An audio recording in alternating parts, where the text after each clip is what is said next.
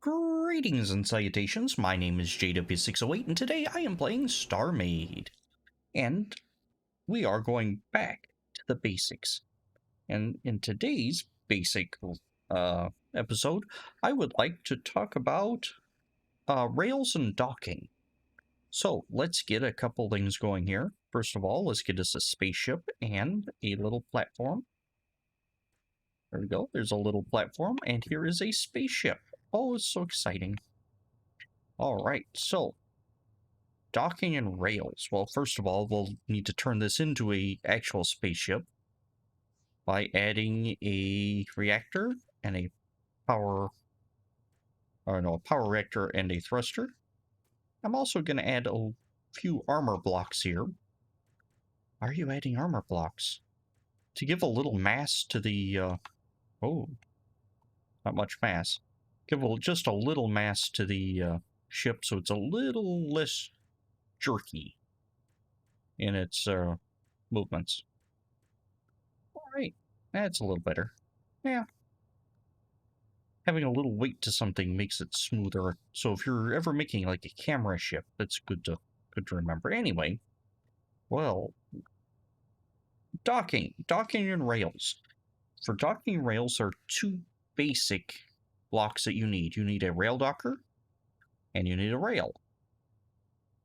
All right, so let's see. Let's start with the rail docker. The rail docker goes on the thing that is to be docked, and we're just gonna stick it on the camera here. And you notice it is directional. So you can have a dock that goes from the bottom or from inside or from wherever. And let's see, rail on right looking to the middle. All right. Sorry, I have to think about what I'm doing. Standard docking procedure is having a rail looking to the right of your docking, but we'll talk about that in a little bit. The universal standard dock, well, I mean, not even a little bit. We'll talk about that later. So basically, you have a docker here. Now you can dock. Except you can't dock just anything. So I can't just kind of come up here and dock to this armor. That ain't going to work. But you can put your rail docker on your hotbar. Sometimes it's easier to use the beam than to like fly in and dock. You click on the thing you want to dock to, and you dock. Except, as I said, you can't just dock to anything you want. You have to dock to Rails. This is your basic rail. You have a rail that goes this way, and you can even move the rails. Again, they are directional, so you can have them go in whatever direction you so desire. And let's see, let's get in our spaceship with our basic rail dock, well, the only rail docker, and our basic rail. And there's a couple ways you can do this. You can come up, and if you're really, really good, you can, magnetize it and snap it right in there. That is, touch these blocks very close together, and it's magnetic docking is what's referred to, and I'm upside down. To undock, you select your rail docker in your hotbar and click. Let's see, let's take that and let's spin it the other way around. There we go, so now I should be right side up when I dock. There we go, all right. And since I moved my rail docker, I have to put it back here on the hotbar. Oh, hello.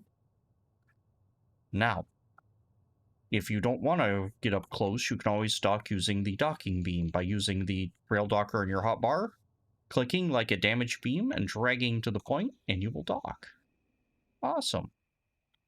Well, that's great. Well, what else can you do with these rail dockers? There's a lot of stuff here. Well, you have your basic rail, which moves. So you can have moving parts here. Let's see. And you can do all types of really cool stuff with rails. One of the great things about StarMade is the rail system. The greatest thing about StarMade is the building system, but the rail system is pretty cool as well. And you can dock onto any point here, and it'll just take up its path and go and go and go forever. You also have these rotators. So let's say I want a rotator there, and well, let's put one here. So what that's going to do is going to keep moving, but it's going to rotate the entity when it hits it. And you can do all types of nifty things like that. Let's see, what else do we have? We also have a turret axis, which is considered a rail block, as in the rail group. It has a special use for making turrets. We'll look at those at another time. Then you have the load and unload docks, rail blocks. They're specialty units for moving cargo. We'll look at those another time, because I always forget how they work. Anyway, so you have this rail, and it goes and spins, and it's really cool.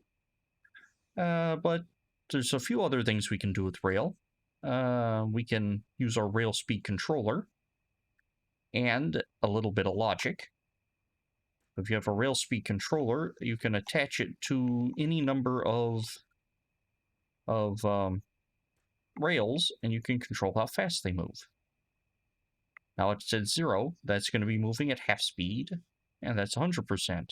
So if you have how many ever blocks divided by how many are on, or activation modules divided by how many are on, so that's going to move at 2/5 speed. And that should come to a spot. There you go. That's 1/5 speed for that section of rail that's highlighted there. And now that it will move at maximum, so it actually should move faster than default, because default isn't quite maximum. So there's a couple ways to get things moving. There we go, a little faster. It slows down there. Mass rail enhancers. Ooh, hello. I hit R. My hands were on the wrong keys. If the mass of the docked entity becomes too great, it will slow down and eventually come to a halt. That's where these guys come in. In fact, if we were to build something similar, let's actually just copy that selection and paste it over here. And let's spawn in something. You can spawn in a blueprint. I think you can do it with a blueprint, but you can spawn in a ship and onto a rail. Let's see, like where's something good? About the Guppy Yacht. Will admin load? It's like spawn as docked. Okay, and we'll spawn at the thing we're looking at. And you'll notice it isn't moving. Well, it isn't moving because or it's moving. Oh, it is moving very, very slowly. That's because the mass of that ship is greater than what the station can handle. And you can remedy that by adding mass rail enhancers. And of course, you can't have mass rail enhancers without power. See, it's moving a little faster, not quite where it needs to be, but a little faster. Actually, that might actually be where it needs to be. Anyway, adding the mass rail enhancers allows for a larger thing to be handled by the rails. So that's their function.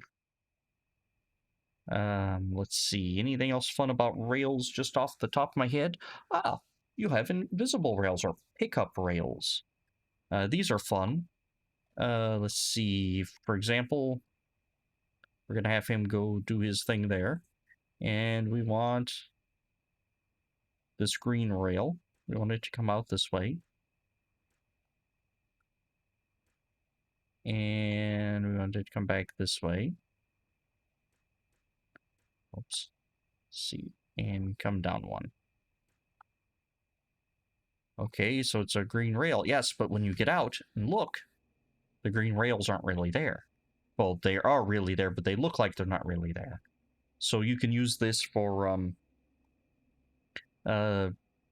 things you don't want to have a solid rail for. Pointing out of the ship for like drop-off and pickup patterns and all that good stuff. They are invisible. We call them pickup rails. The idea is to having a pickup point or a docking point out here.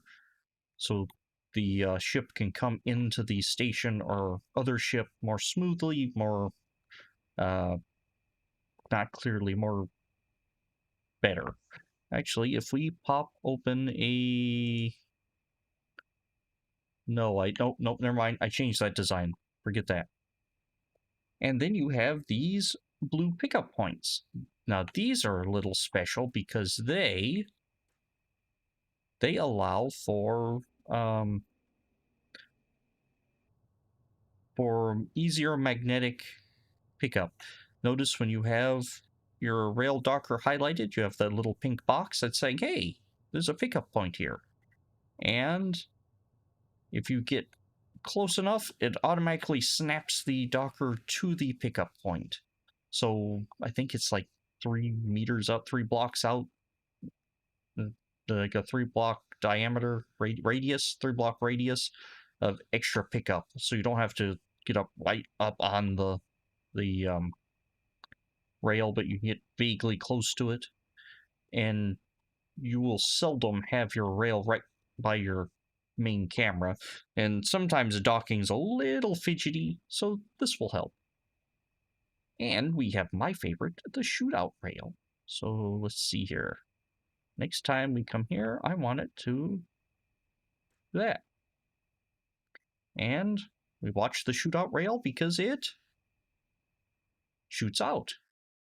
It's used for ejecting. I use it a lot for ejecting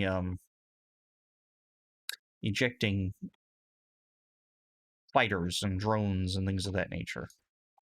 And you can eject all types of things. And pew! All right, so those are the pickup rails, and again, they are invisible. You can walk through them. They do not have a hitbox. You can fly a ship through them. You can't build through them, though.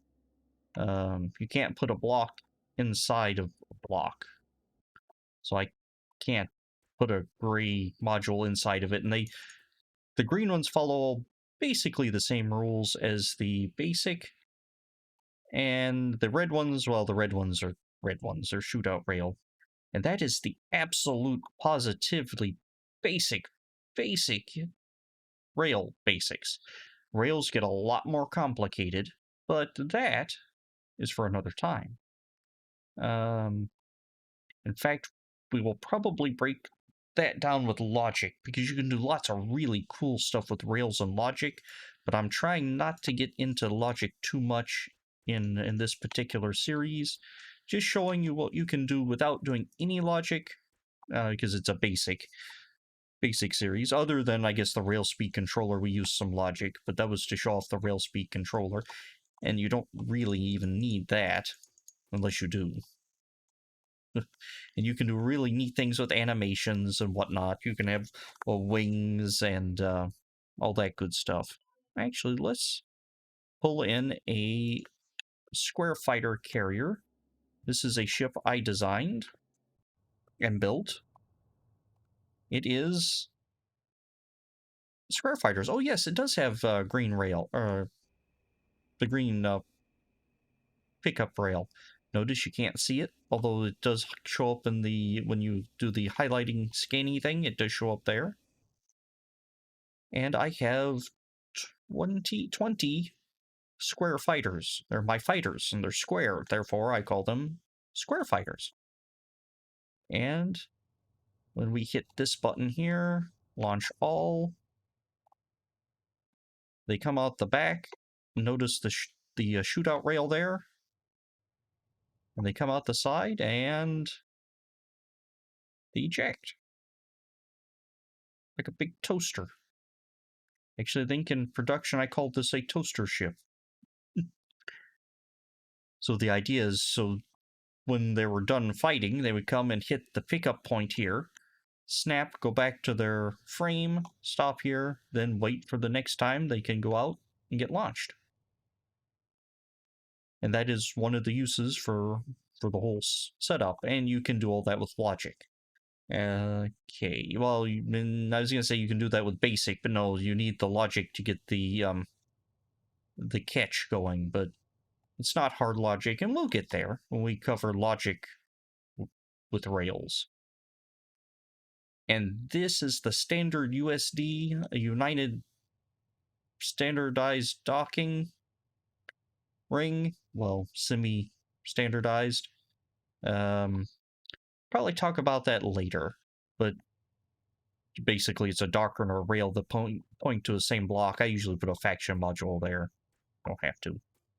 But I usually use the faction module so faction ships can dock and undock freely. This thing has its ups and downs and good points and bad points, but we'll talk about those later. Anywho, I have been JW608. This has been the absolute positively basic, quick run through of Rails, and they can do so much more. But that is for another day.